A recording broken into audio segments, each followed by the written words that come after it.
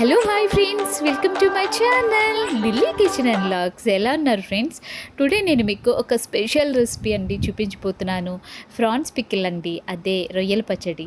But ఈ రొయ్యల పచ్చడిలో మసాలా లేకుండా నేను చేశానన్నమాట. ఒక్కసారి చేసేసేయండి.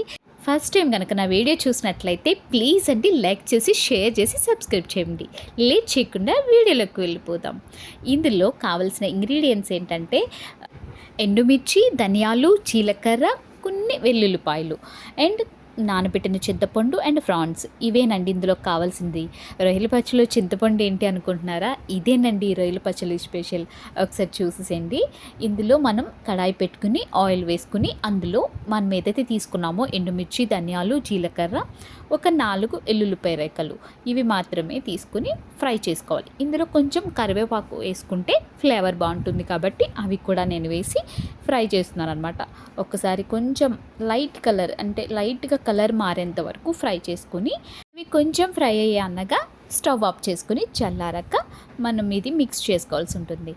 వేరే కడాయి పెట్టుకుని అందులో ఆయిల్ పోసుకుని మనం ఏదైతే ఫ్రాన్స్ తీసుకున్నామో అంటే రొయ్యలు ఏవైతే తీసుకున్నామో అవి ఈ ఆయిల్లో డీప్ ఫ్రై చేయవలసి ఉంటుందన్నమాట.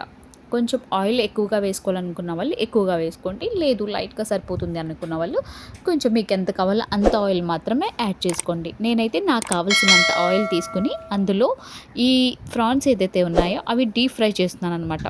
కొంచెం ఇవి కలర్ మారేంత వరకు ఫ్రై చేసుకుని ఇందులో కొంచెం పసుపు అండ్ సాల్ట్ యాడ్ చేసుకొని కొంచెం కలుపుకుంటూ మనం ఫ్రై చేసుకోవాలి. అవి కలుపుతూ మాత్రమే ఫ్రై చేయాలండి, ఎందుకంటే రొయ్యలు అనేవి కింద అంటకుండా ఉంటుంది. ఇక్కడ కొంచెం అల్లం వెల్లుల్లి పేస్ట్ యాడ్ చేశాను. కలుపుతూ ఫ్రై చేస్తున్నాను అనమాట.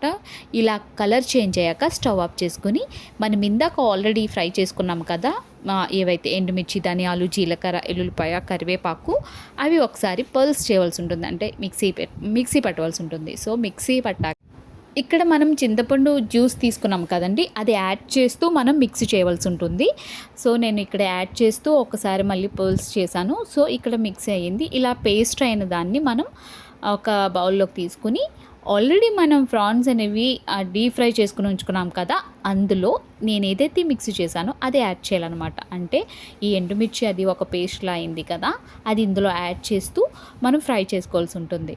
సో ఇలా ఫ్రై చేసుకున్నాక కొంచెం ఫ్రై అయ్యింది అనగా కరివేపాకు యాడ్ చేసుకుని ఫ్లేవర్ కోసం మళ్ళీ ఒకసారి అలా కలుపుకుంటూ ఉంటే ఫ్రాన్స్ పికిల్ అనేది ప్రిపేర్ అయిపోతుందండి. ఇది వితౌట్ మసాలాతో చేసిన ఫ్రాన్స్ పికిల్ అండి, చాలా బాగుంటుంది. మీ ఇంట్లో కూడా ఒకసారి ట్రై చేయండి, మీకు కూడా నచ్చుతుంది.